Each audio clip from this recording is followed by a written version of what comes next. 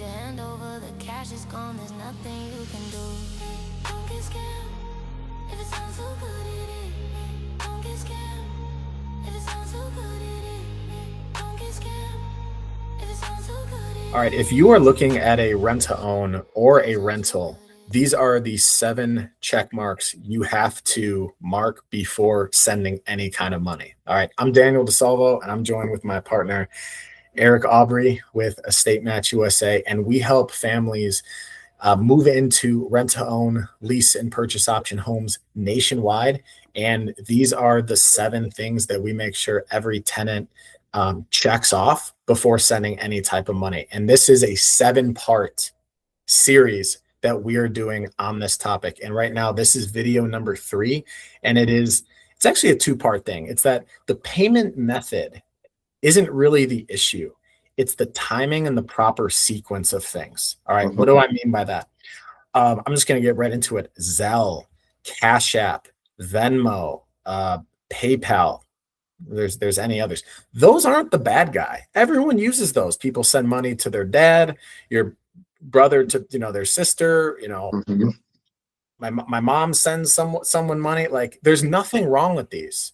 So the key thing is it's the proper sequencing of things. At which point in the process are you sending money? Does it feel right to send money? I think in the first or second video, I was sharing about, like, what does your gut say on this? Does it seem okay? Do these people you're talking with, or this guy that you're talking with, does it seem like a genuine individual, or is something a little bit, sketchy, and to have your guard up? Also, we have had people move from out of state where, for example, they were not able to see the home first because they're in Indiana and they're moving to Florida. That's a little hard to drive 1,000 miles just to see a house before, sending an application fee and applying.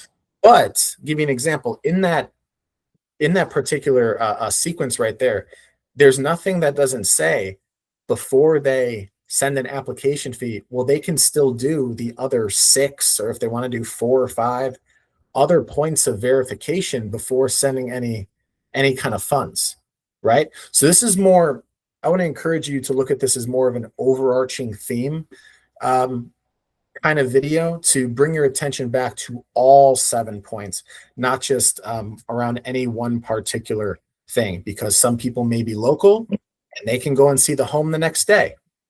And then they're ready to apply. But throughout the whole process, it's about the proper sequencing of things. And to be clear and transparent, one of the ways we accept the application fees is Cash App, is Zelle, is Venmo. Why? Because it's simple. But when people apply and they work with us, they have a sense of trust. They have a sense of credibility with us. They've talked with us. We encourage these video calls. We prefer this. 100%. The other reason too is I'm pretty sure we're the only ones. I don't want to say that we're the only ones doing this as far as something like this, but we're putting together a whole video series on how to basically not be scammed. Yeah. To provide as much value as we can to you guys out there. Exactly. So Eric, I want to see if you got any insights or on that. Yeah, definitely. So for the people that are remote, if you are looking for a rent to own and you're remote and you want to make sure that you're not getting scammed, it's very easy. Basically, just if it's one person that you're talking to, look them up. See if they have social media. If they have social media and you can actually see what they look like, and they look like a normal person that's posting normal stuff or just like educational stuff, or they look like somebody that has somewhat of a reputation, then that's a green flag. But it's a red flag if you look somebody up and you can't find them, or you look up their phone number and you can't find them, or whatever their name is, you can't find them anywhere online. If you can't find them anywhere online, chances are that you might be the experiment and they're experimenting. So that's one thing for sure. If you're local, make sure, just like we were saying in the other point, go to the house, see if you can view the house first.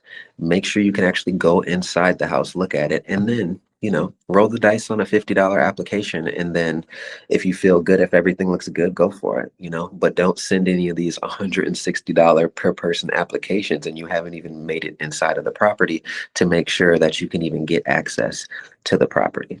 So just like I said, if you're virtual, make sure that you look the people up. If they have a good reputation, if they have testimonials, like I've said in another one, they have testimonials and you can verify that they've been doing this for a while, that they actually do this and that they're reputable, then just like Dan said, trust your gut. That's what I would say on that one for sure. And then Dan, you wanted to mention anything else regarding that or anything else that you thought of? Yeah. And that's a step further than some of the absolute basics that, a lot of these people, these, scammers or, preying on people, they are preying on a person's human nature of like FOMO, fear of missing out or something, of like, hey, we got a lot of applicants or something like this. They try, try and pretend like, super busy and all this kind of stuff. The key thing is this: you want to, I'm trying to think of the exact wording for this. Request a video call. Request what I was saying with the very the low-hanging fruit people prey on is some of these people try and do everything over text and email. Yeah. And people fall for that, which is, insane. There's so many people out there. This is my thought I finally got back, was people need housing. There's a lot of people out there in sticky situations where they need to get into a house, and there's nothing wrong with that. But then the scammer on the other end, they recognize that people are in desperate, vulnerable situations where there are perfect candidates to, hey, I'm busy, just do everything over email, do everything over text. I don't need to get on a phone call. I can't do that. No, you want to do a video call? No, sorry, I can't do that. And it's just send your application fee, send your, $500 deposit or something, and you can go ahead and move in. We have talked to people who have been through those scams. You wouldn't believe some of the stories that we have heard. So go through all of these verifying things. Have the courage and have the audacity to ask these people. I would go for a video call. I mean, I would go for all 7 of these points to keep it real. Yeah, honestly, for all 7 of these points. But request a video call. If someone is reluctant to do a video call of showing their face, there's a problem. And that's a big one. And we love this. If anything, we're the ones suggesting video calls with our prospective tenant candidates. Why? Exactly.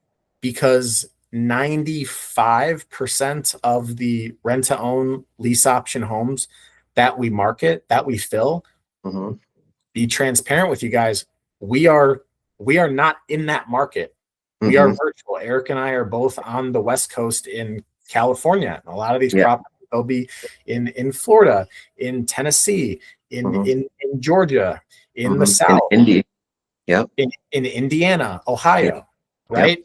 So we encourage that to try and build that level of credibility and trust with it. But going back to one of the first points with this again, it's not the specific payment method isn't the culprit or the bad guy. There's nothing wrong with Cash App. There's nothing wrong with Zelle or Venmo or PayPal. But it's when one person gets scammed out of something and their aunt finds out that their nephew sent $100 application fee to someone over with like Cash App, then Cash App becomes the culprit. Cash App becomes the bad guy. And then it's spread to all of their family and friends. And everyone is like, oh my gosh, if someone has a rental and they say to, pay rent over Cash App or do a application fee over Cash App, then whoa, just automatic blocker up. No, it's that person. Keep it real with you guys, that, as an example, that story, that aunt, that nephew, just as a hypothetical example, it was their fault. They didn't verify anything else, more than likely. They didn't request any paperwork. They didn't see like who had the authority to do all this on it. They, whatever it was with not being able to see a showing, they didn't request the website. They didn't ask if they had any testimonials. So we can't be blaming whatever payment method medium for us getting scammed out of something if they have the power within themselves, to use their brain and think Exactly. and request for other pieces of credibility and legitimacy. Exactly. Exactly. I agree on that. So make sure that you guys verify all 7 of these before you move forward with anybody. So stay tuned for the next video. We're going to go over the next one that you're going to need to make sure is a green light before you move forward with your rent to own. So you guys have an amazing day, have an amazing life. And until next time, I'll see you guys on the next video. Once your